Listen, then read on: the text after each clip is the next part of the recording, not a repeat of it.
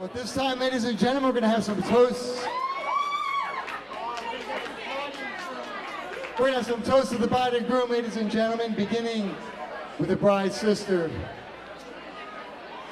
So if you kindly take your seats, if we can have your attention, please.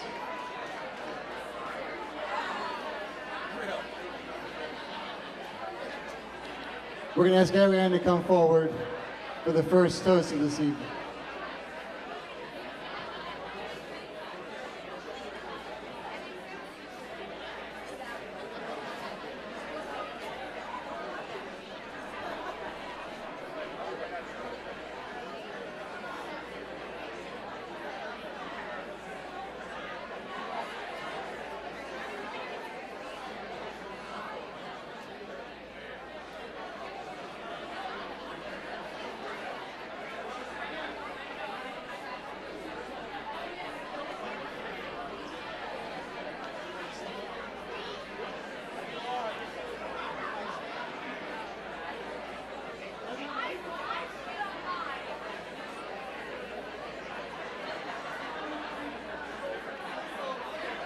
If we can have your attention, please, ladies and gentlemen.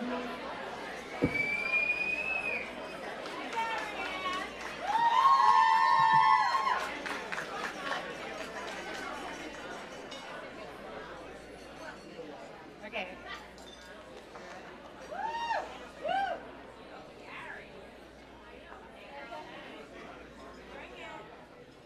So, after 5 years of dating and over 2 years of planning, here we are.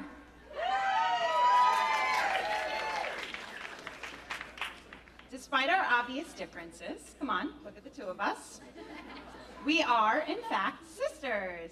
I, of course, am Jana's older sister, despite being confused on multiple occasions as the younger one. But Jana is not just my younger sister. She has become my best friend. Jana, you have no idea how much of a blessing you've been to me. By the way, I know you've heard it 1,000 times today, but Jana, you truly look stunning, and Dan is a very lucky man.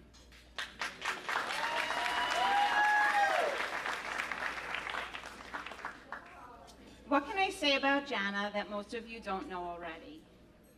She is one of the few people who can always find a way to add potty humor to any situation.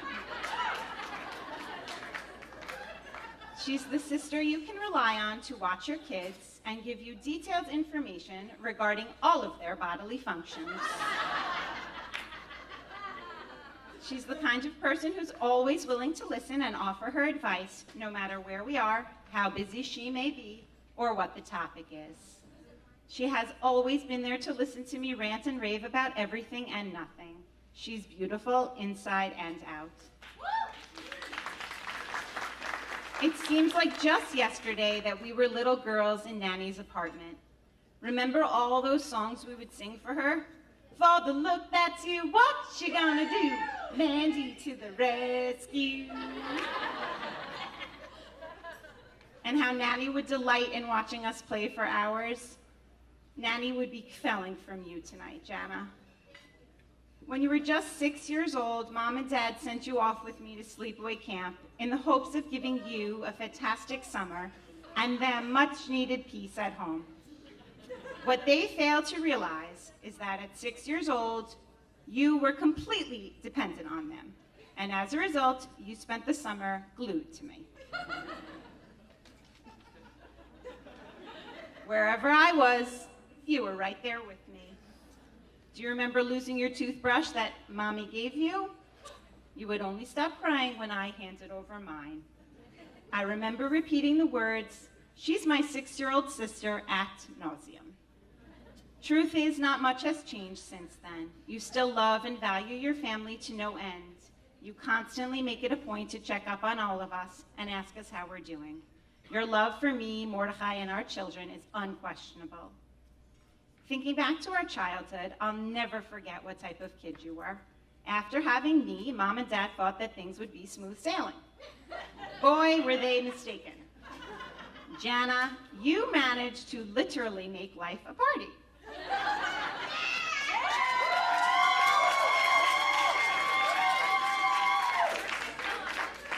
The truth is told. Whether it was actually hosting parties at our house in which your friends wrecked everything in our home, or being the liquor transporter on a school volleyball tournament, you never failed to keep our parents on their feet. As we got older, I remember enjoying quality time with you on our yearly girls' trips. Unfortunately for Mom, our best bonding time was usually at her expense. You were always cool going wherever as long as there was no shopping involved. It still amazes me how much you hate shopping. It's not for a lack of not wanting things, because as Dan will agree, you sure do have a lot of stuff. But no, Jana, you'd rather be out running or hiking or trapezing or basically doing anything adventurous.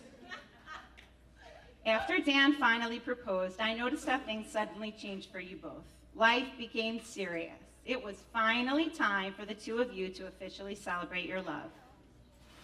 You told me that you wanted Mordecai to marry you because it would mean so much to both of you.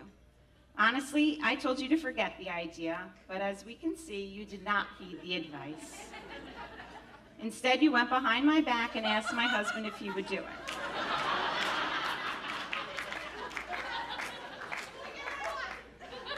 True, she gets what she wants. To my surprise, everybody else was on board. How incredibly special it was to me that you both not only respected my life decision, but wanted to embrace it at the most memorable moments of your lives. Every step of the way, you consented to the requirements and embraced them with all true passion. You are both remarkable. Dan, you've become an integral part of our family in the past years. It was easy to consider you a brother long before today. I watched your love for my sister, and more importantly for our family, grow more and more each day. Every member of our family adores you and feels your love. Your enthusiasm and love for my children is undeniable. You are an amazing, hardworking, and lovable man. I am so proud, and it's an honor to officially call you my brother.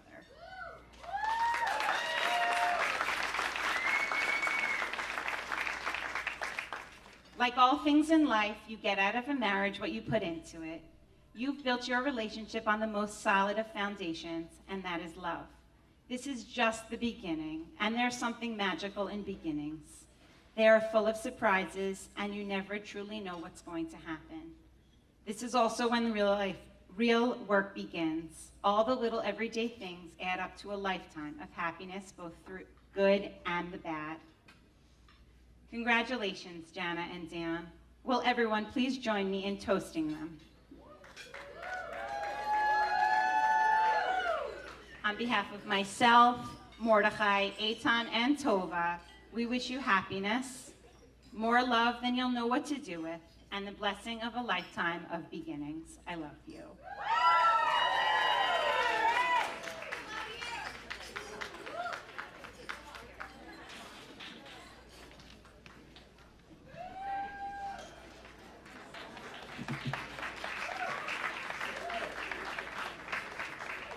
And now we'll have a toast from Dan's brother, Jason.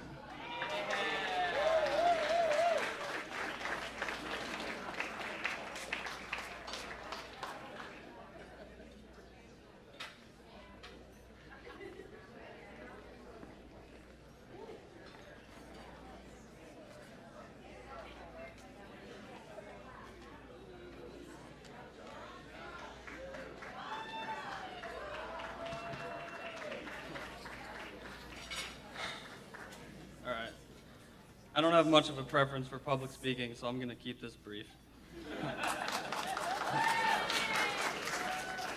Jana, I knew you were meant for my brother after our first family dinner together. Your demeanor was nothing short of charming, and afterwards, I recall feeling as if we had known you for years. But more importantly, I believe you consumed more swordfish than my brother did, and got to my leftovers before he did. I knew with certainty that there was a special connection. Daniel, you have always been a role model for me, although I'm not sure why. I chose soccer over basketball. I'm super clean, I don't like to read, and I'm an engineer. But when I reminisce about what made our childhood so special, among many things, It was the joy we experienced from creating and acting out senseless pretend characters, such as Harvey the Robot, Tony, and Judy. Our relationship still revolves around this ability to generate humor and happiness out of nothing, and it is something that I truly cherish. I cannot be happier for you and all of what your shared journey through life will bring. And Jana, finally, after over 2 years, exactly 2 years, I'm so excited to be your brother-in-law. Mazel tov.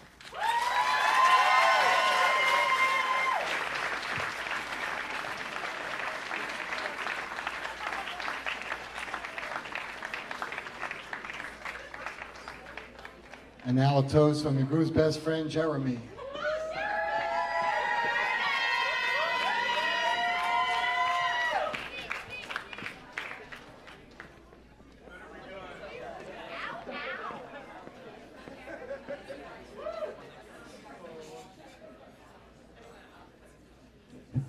Y'all made a mistake giving me a microphone? No.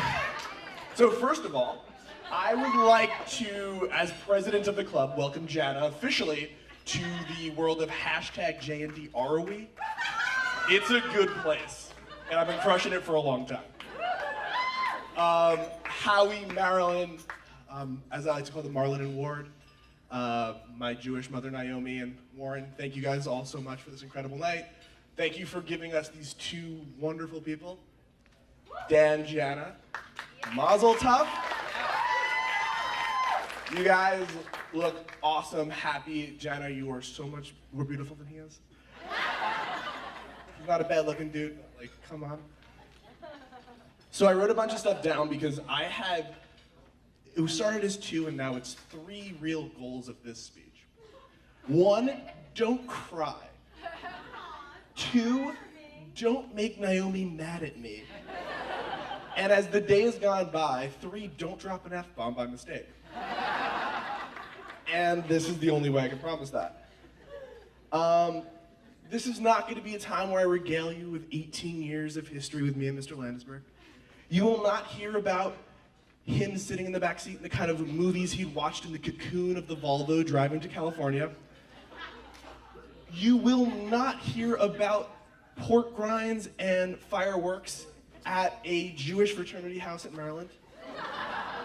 You will in no way, shape, or form learn about battle royales on a Metro North over an alligator from Brother Jimmy's, the riveting nature of the Point Surfside newsletter, we're getting anything?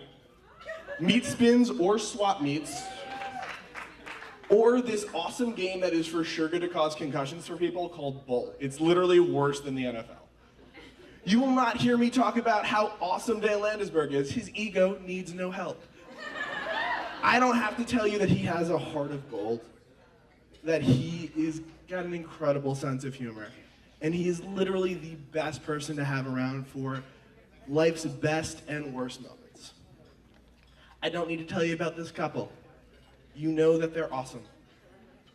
From their compatibility, how their differences just accentuate what makes them great. From their shared love of the outdoors. From the fact that I thought they were gonna break up because Jana never had leftovers for Dan. From the fact that Jana's cool with the fact that Dan might be my boyfriend. Like,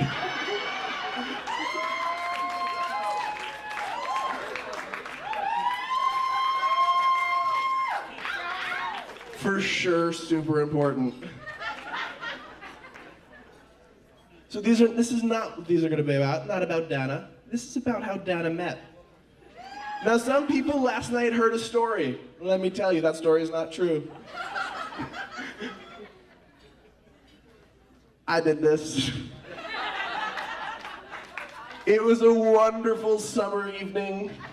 Nora set up some awesome shenanigans. I'm actually very lucky. My beautiful girlfriend, wonderful girlfriend, Nora, has ensured I knew Jana, and also brevity is not my strong point. Made sure that I knew Jana well before Dan even knew she was existed. We were buddies, had a good time. We're walking around the streets of Manhattan, and I said, I got a dude for you. We're going to a bar, he's gonna be there. The dude might or may not have been Dan, but as far as I'm concerned, it was. Now, Nora's a historian. She's concerned with these silly things called facts. What actually happened in the past? I'm a salesman. I like to look at myself as a revisionist historian. I like what feels right, what my gut told me happened. And that is, I went to the bar that night with a plan. That plan was this: wedding.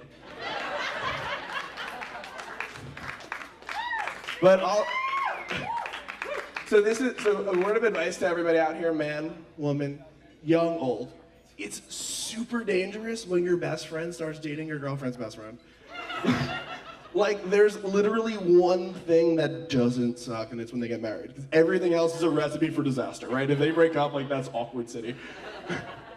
So Dan, Jason, and I were in Scottsdale, Arizona, towards the end of our kind of adventures around the country. And we were playing this game called Tackle Game, which, for those who care, is basically, it's an event in a pool where you try to drown your friends.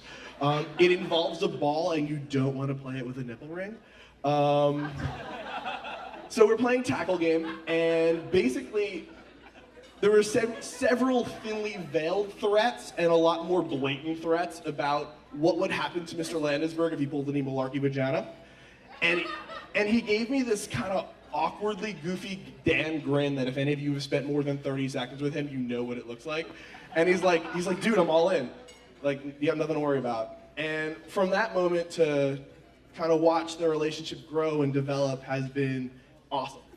The way that they interact with each other, but also from a family perspective. I know they're basically, Dan has become a part of the Cass family, and Jan has become a part of the Landesbergs. And to be fair, both families have kind of become one big Castisberg crew.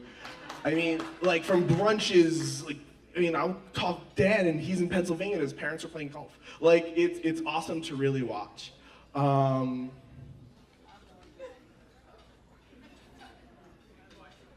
Most importantly, this is what I want to make sure I don't forget, is that Jana has replaced in Warren's life the lady that he's most excited for Dan to bring home to cook stuff for, as opposed to Maya, who had that role for about 5 years.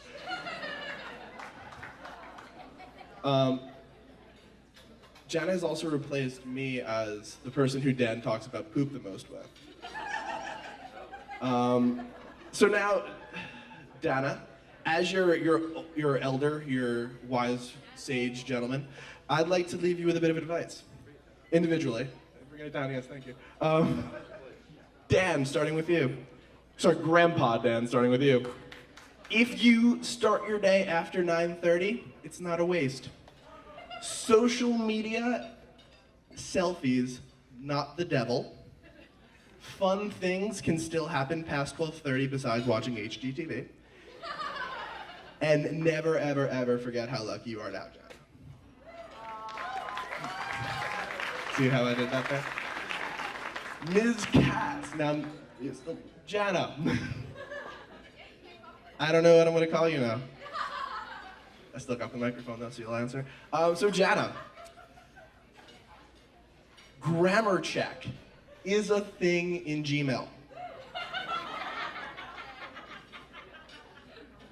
You need to continuously, positively reinforce good hygiene and dressing like an adult for Dan, or he's gonna go back to being a caveman. And never ever forget how lucky you are to have him. I left my cocktail behind. I love you both very much. Everyone who has a drink, please raise it to these two to a lifetime of happiness. Mazel tov. Oh, hello. Thank you, David Gibbs.